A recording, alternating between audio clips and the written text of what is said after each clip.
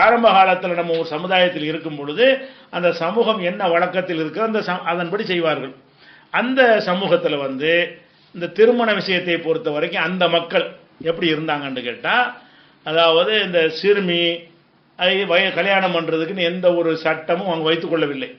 நபிகள் நாயகம் இறை தூதர் என்று சொன்ன அந்த காலத்தில் வாழ்ந்த அந்த சமூகம் என்ன செய்வாங்க, இது முகமது நபி மட்டும் பண்ணல, எல்லாருமே என்ன செய்வாங்கன்னு கேட்டா, குடும்ப உறவு விட்டு போயிடக்கூடாது, சொத்து வேற பக்கம் போயிடக்கூடாது அப்படின்னு பல காரணத்துக்காக வேண்டி 10 வயசு பிள்ளை 8 வயசு பிள்ளை எல்லாம் கல்யாணம் பண்ணி வச்சுக்கிடுவாங்க. பேருக்கு என்ன செய்வாங்க, இல்லற வாழ்க்கை பருவம் அடைஞ்சவங்க நடத்துவாங்க. அதுக்கு முன்னாடி என்ன செய்வாங்கன்னு கேட்டா, திருமணம் பண்ணி வைத்து விடுவார்கள்.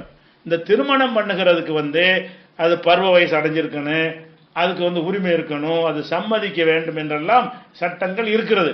இந்த சட்டங்கள் வருவதற்கு முன்னாடி என்ன நிலைமை என்று சொன்னால், அந்த ஊர்ல உள்ளவர்கள் எதையெல்லாம் செய்தார்களோ அதைத்தான் முகமது நபி செய்தார்கள்.